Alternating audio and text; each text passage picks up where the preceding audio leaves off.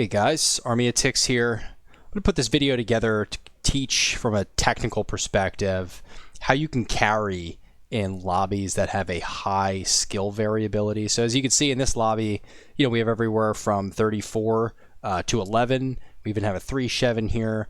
And a lot of medium, even high OS, low OS players have a hard time playing in these lobbies. And the real challenge to them is that you don't really know what the other players are going to do and how they're going to react to certain situations. So, it's important that you as the carry player sort of just assume at a baseline that nobody knows how to play, and sort of account for, be ready for anything so that you can take this lobby, which is kind of a crapshoot, and turn up with a win more often than you lose. And so I'm going to walk you through exactly how I do that. Now, the beginning of it always starts with placement. There are two kind of main, maybe three kind of main schools of thought when you choose your placement as a carry player. The first one, and the one I chose for this game, is the center position. The center position in this map is useful because it's the front and tech position. So you get all these mexes, and you have this barrier here, so you're not really going to get an immediate pressure from enemy units. So you can take a little bit of time to actually make some res bots, get these crystals. It's I think 60,000 E just right here. So it kind of gives you an opportunity to get that early E boost. But the main reason is you're an equal distance from both sides of the map. And so when you're an equal distance from both sides of the map, it makes it easy for you to make a play, capitalize with a counter push, or to raid an opening. But it also gives you the ability to defend a breach, or if you're having players, start to fall apart, you can go and fix that before it becomes a major problem. So being able to react across the map is important. And then also for air, it kind of gives you the ability to respond to any air raids if you choose to make planes. This particular map too has some cliffs that you can abuse pretty efficiently for the metal spent, and so you'll see that I do that in this game. And so that's the first main sort of school of thought when it comes to the carry position. And you also have this position where Warlock is. So playing on the side is actually what a lot of high OS players do. It's big in Tartar Steppe and flats and forests, because you can sort of not get flexed on from here. So you're not really going to have, you can't obviously have anybody from the side coming in, and so you're really just against one lane opponent. And so, if you're a high OS player or you're looking to carry, you can beat this lane opponent and essentially give your space the time to either scale or to sort of push into the enemy backline. And that's good because now you're not facing 2 or 3 players. If you were to break through, I don't know, let's just pretend this isn't here, and you were to break through here, usually on most maps, other players can flex into the middle and stop your push, even if they're not great players. A couple medium tanks or something could be enough from both sides to sort of stop it. So that's another main way to do it. And then the third is to take advantage of any map-specific benefits. So if you have a pond that has let's just say a high tidal speed, you might use that. The most popular one is geos. Flats and Forest has geos in the middle. And so a lot of times people take advantage of the geo because it helps you tech quicker. And so, that's sort of another carry position. But it's really important that you take a good consideration before you start a game, where you actually want to start and what style of play you want to use in order to carry a game. So that's where it starts. What I'm going to do is I'm just going to go ahead and go through this game and just make sort of commentary where I see it would be useful. And the player view would be better, but for whatever reason, replay player views are always really kind of crazy. They don't work too well. So I'll skip that. This might be a little bit dry, so bear with me, but I promise you it's going to be really useful for, low to medium OS players trying to get up to that next level. So we're going to go with a 4-mech start, again, for the same reason in the beginning. We can afford to be greedy here because of the timing. We're not going to be pushed with units very early, so we can kind of take the extra metal. I'll go ahead and try to speed things up a little bit. The amount of E you generate for your metal spent for res bots early on this map is really OP, and so we want to do that.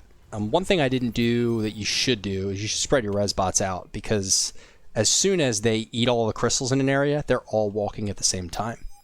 You could e-stall that way. So if I had like one guy over here, one here, and one here, it would sort of flatten the curve there, and it wouldn't be so susceptible to spikes. It'd be more consistent E production. I made a little bit of a mistake there. And so yes, once you have enough BP, you're going to get the comm out.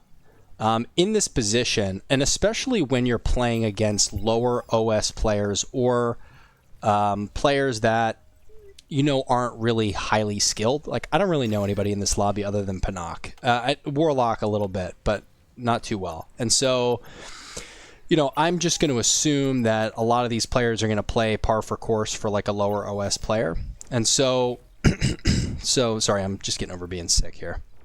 So I'm going to move my comm up, collect these mexes. The amount of BP that a commander has, the threat, and their ability to repair units and collect reclaim outweighs the benefit of blowing a commander here. Blowing a commander, I'm going to get 1,200 metal. I will be able to make up more than 1,200 metal versus in value, and you'll see that as we go, in collecting reclaim, repairing units, stalling the enemy, and that kind of stuff. So I chose to move my commander up. Going to make some LOTs to prevent a raid.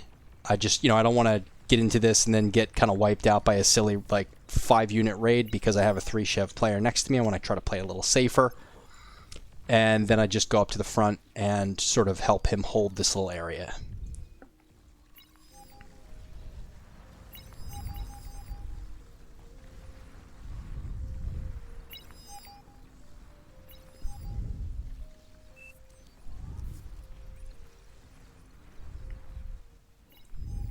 Okay. Communication's important. I know it's not always the easiest in these games, but communicating with your team in the most positive way possible it does go a long distance. Good vibes win games. And so, him asking me if I'm going to hold this, I essentially just tell him, don't rely on me. No, I'm just going to help out a little bit. And my objective here is something that actually we should pause on. So as you can see, I'm just building walls and LLTs. Now, I have a 22 OS player and a 22 OS player here. So for me, I don't necessarily really see these players as a huge threat, and usually lower OS players tend to be less aggressive and more cautious, especially if they're laning against a blue player or a red player. There's like a psychological element here. And one person that did a good job of this used to be Chisato, who's Yanami now. But, if you can look big and scary and play the psychological game here, you can get away with spending less to hold ground. And so that's sort of what I'm doing. So I know that this player can see me on radar. It sees dots here. So it's gonna be scary. There are walls, so he can't just rush me and figure out what's behind it. He's gonna have to go around and go through this little LLT forest, and all the while it's just big and scary. So what I'm trying to do is just be present, buy myself the time to scale, make T2. I'm going ahead to make a T2 lab, and that's sort of the purpose of setting my con up here at this stage in the game. So. Another thing worthy of mention is why I chose vehicles. So this is a flat map. And so, vehicles aren't really hindered by the elevation changes in this map. Maps that have like a lot of elevation changes are usually good for bots because vehicles kind of get stalled going up and down hills. And so I choose to go with Quakers. Quakers are a relatively cheap unit. They have a great range. And they have a high AoE, which is area of effect. So, if Quaker is hitting here, it's going to kind of do damage to everything around it, which means I'm doing more overall damage to the units. And so, I choose Quaker on this map for that reason. They have a high impact. Some people choose Czar.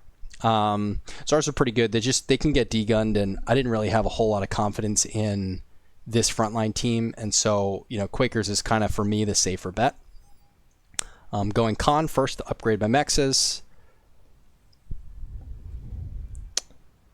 And then we go into Quakers.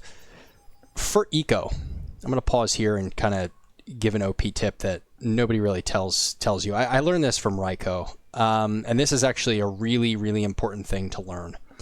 So I don't have a tremendous amount of E, and I'm not scaling any more E at this stage. The reason for that is you really only want as much E as you need to spend your metal in the beginning of the game, because any metal spent on scaling additional E is going to be money you cannot spend, money as in metal, you cannot spend upgrading your mexes. Metal is the most finite resource in the game, and upgrading your mexes is the most efficient way to scale your economy. So I'm going to scale my E as my metal spend changes. I'm not going to overscale E because I'm going to waste metal. One of the reasons why new players have a hard time is because they'll make like a bunch of A solars or basic solars or wind early on, and they'll think, hey, I'm going to scale my economy with converters. The problem is the payoff in the metal you earn from doing that takes a very long time.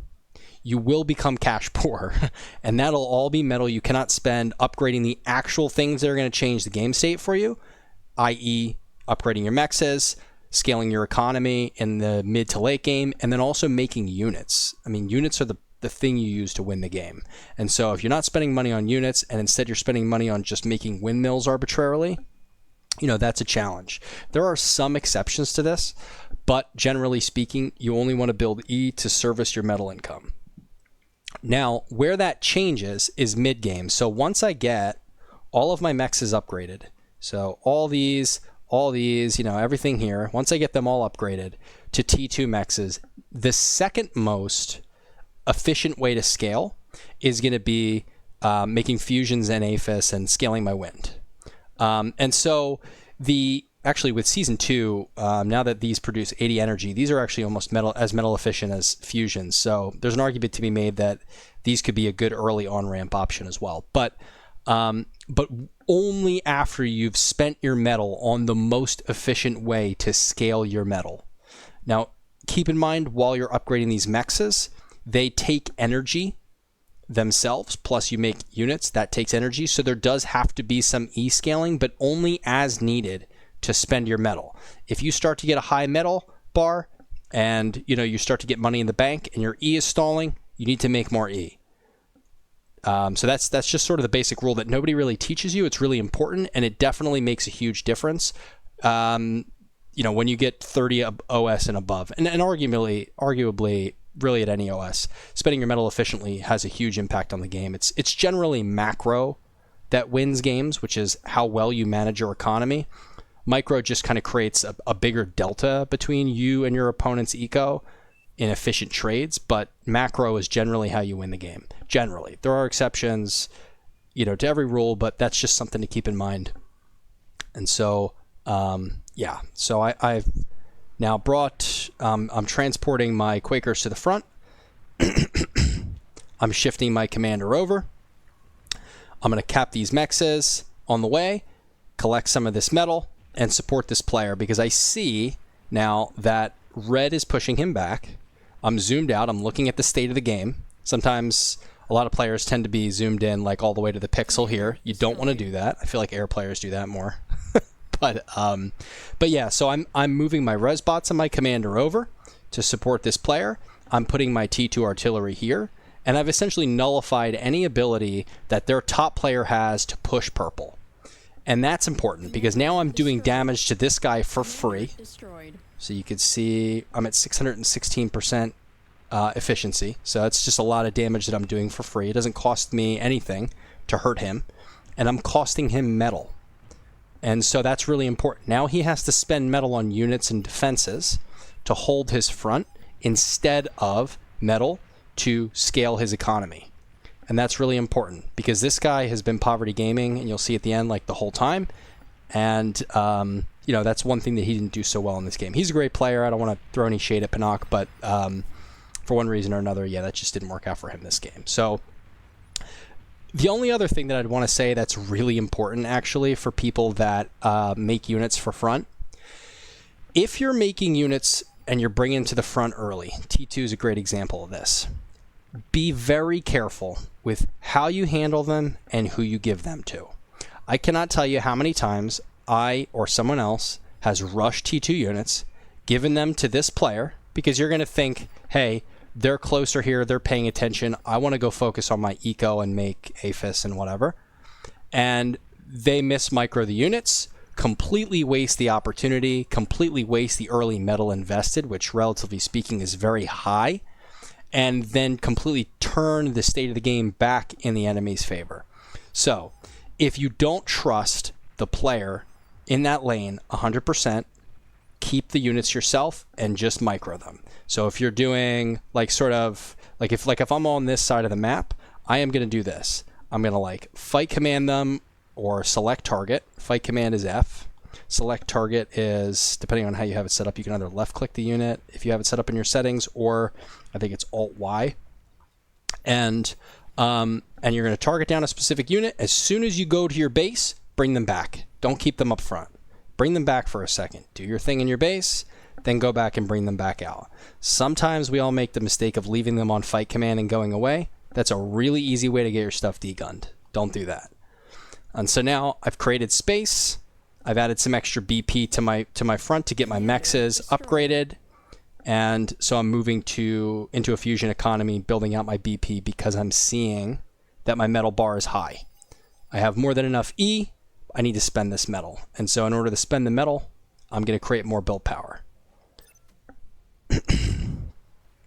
Now, here's another important thing that I'm doing. So I'm looking at the state of the game, and I see that we've lost this entire area. Now, this green player did a great job of using those Quakers. I eventually gave them to him because I saw how he was playing and I trusted him. And so he's using them to abuse this player and push him all the way back, which is fantastic. That's exactly what you need to be doing. He did a great job of that. I gave him a banish or two by accident. So now I'm looking at the state of the game, and let's freeze it right here. And so let's take a moment. So what do you see if you're me? So I'm going to go ahead and throw a player view up. And I see this was an issue. He's sort of flexed over to fix that. Now his lane is yellow. So now yellow and red, which are their top two highest OS players, can press this player. My T2 Artie's not there anymore. I've decided, okay, I'm going to build walls. I'm going to be big and scary. I'm going to put some LLTs and some AA up so he doesn't get bombed or shuried or whatever. And I'm going to stall. But I need this player to get back over here. And I need us to get these mexes back because they make a huge difference compounded over the course of a game. And, you know, ideally we'd also like to get the reclaim and deny them space. So I've decided I'm going to put a persecutor up here. This is great because elevation increases range. The range of this thing is like insane. It's like out here. And so now I'm denying 3 mexes. I'm giving us space to react.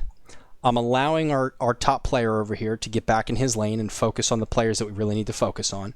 And it gives this lower OS player the opportunity to get themselves back in the game, and by giving them space. So the other thing that's really important to do, especially if you want to grade your own quality of the decisions you make in a game later, like a post-op, like go and look at the replay. Look at the unit, like in this instance, we'll use this as an example. I'm going to look at this unit. I know that I think this unit gets like 20 kills. So not only has this unit, for the cost of 2,500 metal, not only does it get 20 kills with, so 20 kills, I don't know, these are like 220, these are 155. So, I mean, let's just average it at like 200 metal. Plus, there's some T2 that comes in here later. So let's just say 200 metal conservatively on average per unit. At 20 units, by itself more than pays for this. Not to mention the denied mexes to the enemy, possibly my team getting them, which increases that delta, and then also getting the reclaim on any situations that occur within the radius of this persecutor. So this thing for money spent is not only bought me time, but bought the team metal. And for a relatively low cost, we were able to do that. And so looking at the state of the game, making efficient decisions is super key to being able to carry, because that means now I've built this thing, everything goes back to normal, and I can continue scaling. Hope that makes sense. So I'll go ahead. Now we're just kind of scaling. We have an idle lab here. I didn't want to eat it until I spent my metal. As soon as the metal gets spent, we go ahead and eat it. Okay. Now, we're also seeing an issue over here. So how are we going to think about solving for this? So same thing. When do I do it? I'm looking, I'm clicking. Yes, so same thing. I'm going to put a persecutor over here. And then it's going to deny all of these mexes. Wait. It's going to deny all of these mexes. And this whole area, which is going to take some pressure off these guys. So, I mean, I'm not knocking this guy, but this is insane. So, you know, building a T2 lab with in front of your pork when your front has nothing but a couple of ticks in front of it is crazy. And so, you know, I can't always change the decisions that other people make, but I can make decisions that will improve their situation and our situation overall efficiently. So now I can deny this mex. I can deny these two mexes, this whole area here, and I can take some pressure off this, whatever you want to call this situation going on over here. Now, unfortunately, it's not enough. I would have needed a lot more than persecutors, but these do pay off over the course of the game. They're not going anywhere once this gets wiped out. So let's go look back at this one. So we got 6 kills here. And again, it's just chipping away at these things. And just making money for us by taking money away from the opponent. Okay. Now, looking at the state of the game, I'm going to pause here. So I see that... So let's look at our player view. I've been paying attention to the situation overall. I see we have some planes here. We're not doing a patrol across the map, so we are definitely susceptible to bombs. If the other player kind of goes through here, it's going to take him a lot of time to move his fighters. I also have seen that the enemy has a good amount of fighters as well, and you know, lucky for me, sorry, I keep clicking the wrong thing. This guy has 43. We have 39. So they're pretty close. I see he's low OS. I see their air is higher OS. I'm starting to be a little bit suspicious of whether or not I trust the air player. And so I decided to make AA. While I'm doing that, I'm also looking to make a counter push here, which is why I'm making transports. Making a bunch of transports to scoop these up, drop them over here so I don't have a bunch of wasted metal and units traveling from here to here. And then I'm going to make a T3 counter push up here because I know this side is weak. I've seen this side quite a bit.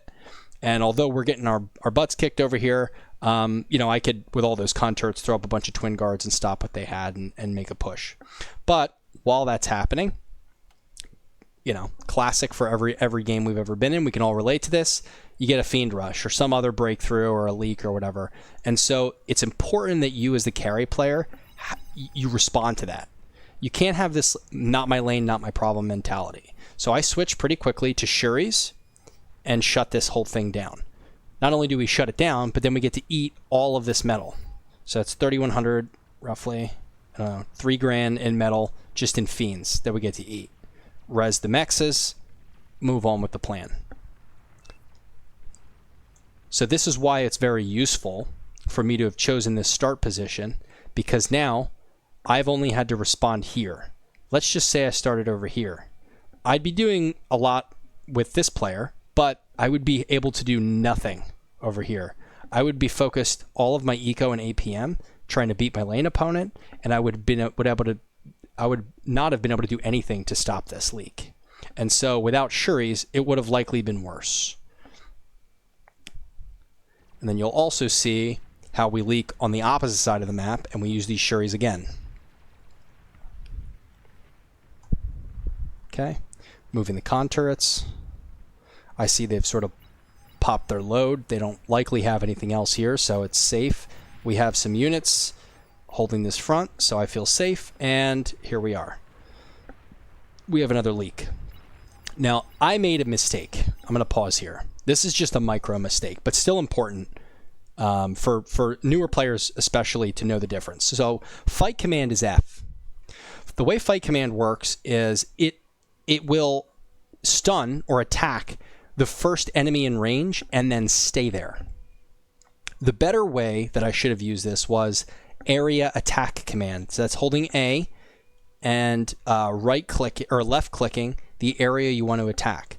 What that does is it stuns every unit in that area. So you stun this Sheldon, then it moves to the next Sheldon, and the next, the next, the next, the next, which would have shut down this army and gave our team the ability to put their just cheap T1 in there to eliminate and get a really efficient trade. Now, I just stunned the units in the front. Luckily we still stopped the push, so I was able to kind of buy us time, allow my team to get defenses in place so we can hold, especially against their better players. We were, again, big and scary. They pushed back, or they backed up inevitably and chose not to pursue the push. Save the game. So, and Green also, again, I just want to say, did a really great job. I don't know if Fiends were, the move here, but still, he handled it well. So this is just more of focusing on the whole map, playing zoomed out, and being quick to respond to situations as opposed to just letting them happen and focusing on your one goal. Okay. So try to fast forward here. My computer kind of sucks, so can't really do too much of a fast forward. Okay. Another thing too that's an OP, an underrated thing, and it sounds like a no-brainer, but communication. Good vibes win games, and so, I'm on 66 metal income, which is poverty at this point, and so, I can make Shivas, but I can't make anything else. And you do not want to yeet Shivas into any enemy territory without spam to protect them from D-guns, and AA to protect them from enemy air. So, at some point I ask for AA, bring AA, but because I'm illiterate, I spelled it wrong, and nobody brought it. And so, that becomes an issue, but communicating with them to bring spam was key, because this push would not have worked had we not had spam. Spam is great for protecting your T3 from getting degunned, but also from being able to raid. So, for my T3, I push through here, break this, and then spam can go this way, spam can go this way, spam can go this way, and so on and so forth. And it just presents a lot more opportunities. I'm gonna tell him this shortly, but you also don't want to do what a lot of new players do, where they just single file spam out in front. It gives you vision, but it doesn't actually protect you from anything, and it doesn't actually give you the ability to use the spam for any offensive capability. When you bunch ticks up, and he eventually gets it and does a really good job, when you bunch ticks up, you not only do a better job of shielding the units that are pushing, the big units, but you also do a better job. You can jump on a commander. You can jump on a defenses or other units by getting surround damage. And also you can just be a much more effective raiding unit by doing that. So these are just all important details to keep in mind. And in this instance, we were able to get this done through healthy communication. It's not always the easiest. Some people just don't care. Some people have terrible attitudes. You just have to deal with it. But try to keep good vibes going so that people are more likely to comply and coordinate. The better off you are. So, okay, we see a Lich. So Lich is really dangerous for this situation. I know that we have no planes. We have not much. And so he's not really going to be able to help. We didn't get the AA. I didn't realize that I misspelled AA, and so we didn't get it. And so now my only option at this point is to spread the Shivas. Shivas have a lot of health, but a Lich will destroy them completely. And so, Liches have high alpha damage, so they're going to blow something up in one particular area. But if you spread things out, they attack infrequently. And so it gives you a little bit more resilience to something like a Lich. Now, pathing kind of messed me up here. I did spread them out, but they all kind of bunched up going around this plateau, so I kind of made that mistake. But But yeah, you want to spread your units out. If you don't have air superiority, you can't really defend against air. At least want to limit the damage they do. I'm going to pause here real quick. And this is an extremely important note here. And this is actually one of the game-winning moves that you probably wouldn't notice. So what am I looking at? Okay. Oh, I'm getting reclaim. So right before this, and I've mentioned this a couple times, I'm looking at the state of our air. I'm seeing that we're getting just destroyed by air here in this push, and there's not really any kind of response that we have. And so for me, I know at this point, the biggest threat to our team in this game at this moment is the air player. We're getting beat on air, and then we sort of have a sus situation down here, which is not working super well in our favor. But I don't have the ability to fix this right now. And so what I do have the ability to fix is the air player. And this is important for anyone that's making a T2, T1, T3, T whatever push. You need to select the players you go after intelligently. And so for me, I know that I can go after this player, I can go after this player. I can reach a little further and go after air. The reason why I didn't go for the fun and easy Aphis pop first is because I know that this player is a bigger threat.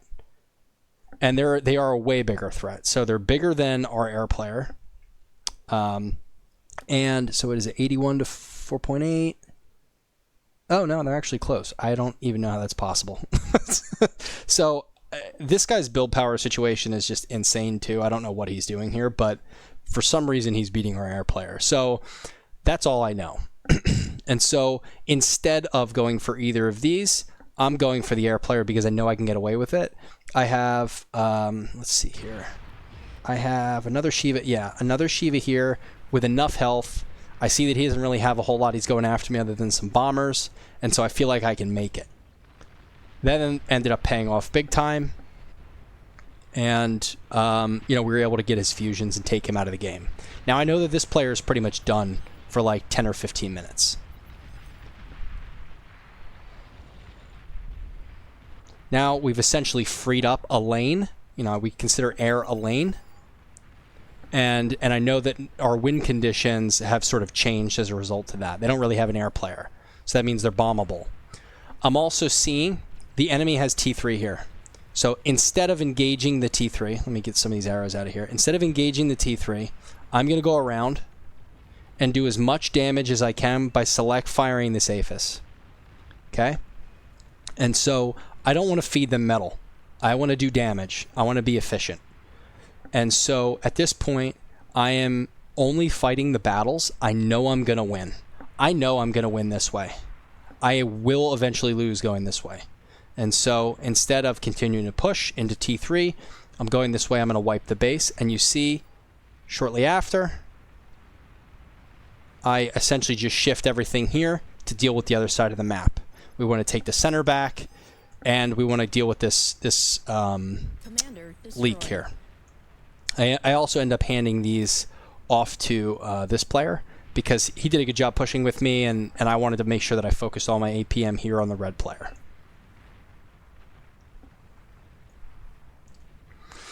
Okay, I'm going to try to get this lawnmower of a PC moving a little faster here, but 20X is doing absolutely nothing. So sorry, guys, you're going to have to bear with me. You know what? I'm going to stop here because there is something I forgot to tell you guys. And this is an OP move that people just don't teach. I don't know why. I kind of had to figure this out on my own. But this is actually really, really, really important. So all the while that I'm making units, right, I've decided that strategically, as far as this game goes, the thing that's most important for this push and to change the state of the game in our favor is to produce units and push forward. So what I did was I set my... I don't know what's... Okay, most of these are on high. Yeah, so I set these to high priority. And the reason why is because I want all of my metal to go into units, and whatever's left over, whether that be whatever I res or reclaim, or whatever metal is left over just organically through my economy, I want whatever's left over to go into my eco scaling. You generally do not want to stop scaling your eco. Now, there are times where you're just going to push all of your metal into units in like a spurt and then kind of go back to scaling once you have enough units to do what you need to do. That's fine. But in this instance, I knew that I was zoomed out. I'm having to play over here. I'm having to play over here. I'm, doing all kinds of things, focusing on air, and I just don't personally have the APM to do all these things together. So I set these to low priority so that all of the metal I had went to units and everything left over went into my eco.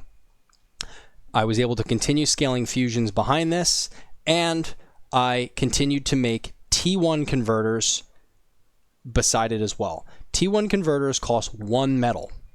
Okay. T2 converters cost, let's see if we have anybody who's made T2 converters. Here we go. They cost 370 metal. Now, I need to be cash rich, not cash poor. I do not need to be making long-term investments right now.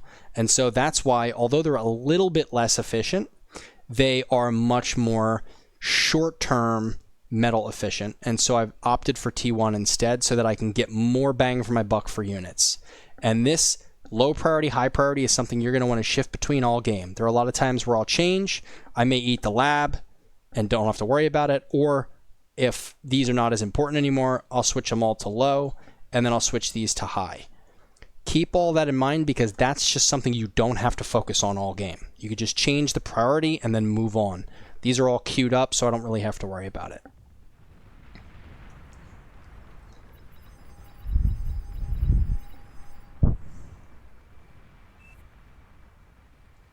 And this guy, again, did a great job focusing on raiding with those ticks. In the beginning, he was just kind of single file, but then he ended up taking a lot of metal away from the opponent by getting him into the back line and going after the converters. Okay. So now red is cooked. He's got Shivas versus like 3 Sheldons and an Arbiter and like a Mammoth. We have a lot of metal on our side of the map. So eat that up real quick. I'm making a bot lab to do that. And then this player too, actually, shout out to him.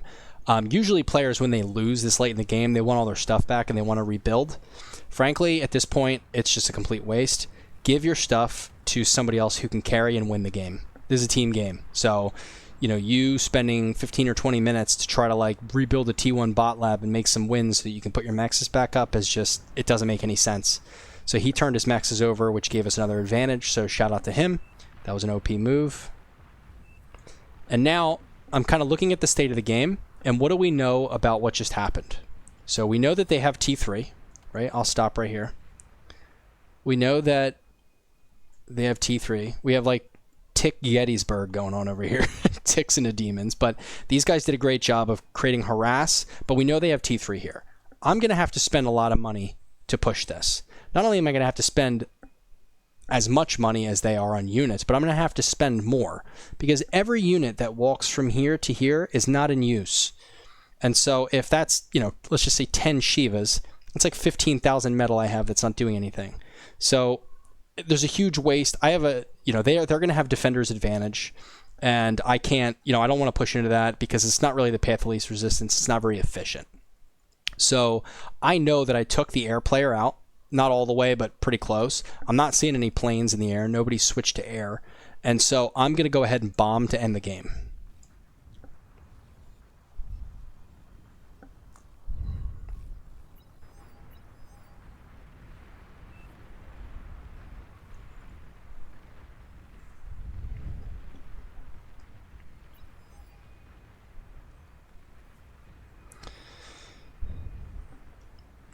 My potato FPS 9 is not that great. I'm sorry for the slow stuff here, and I don't necessarily want to go through the entire video at this point to the end, but I'm just trying to think if I guess it would be, we can kind of ride it out for a little bit because there is like 1 or 2 more things that happen that's important.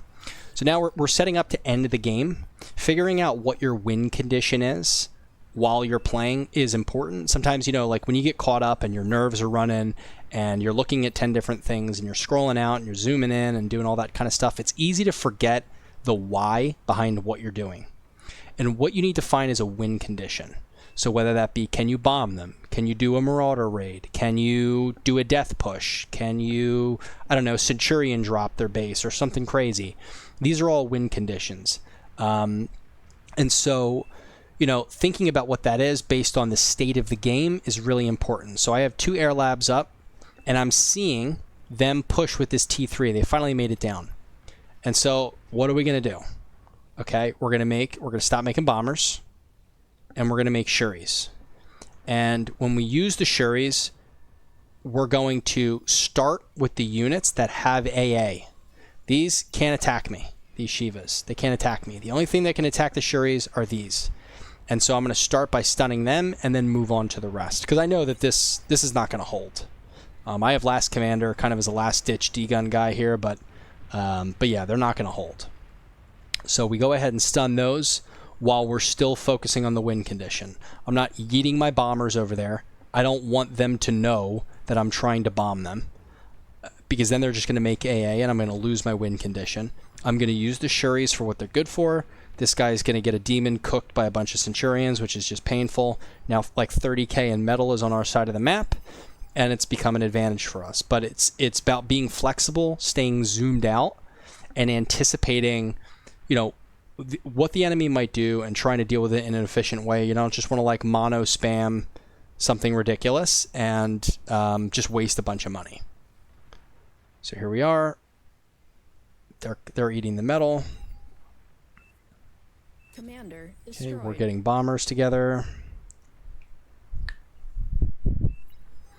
And this late in the game, usually try to make at least like 30 T1 bombers. T1 bombers are good if you know that they don't have like really hardened air defense, because like even if they have high alpha air defense, like long range air defense, you know, they're going to waste a missile on a T1 bomber as opposed to a T2 bomber. So if you could just make a bunch of them and spam them, it works.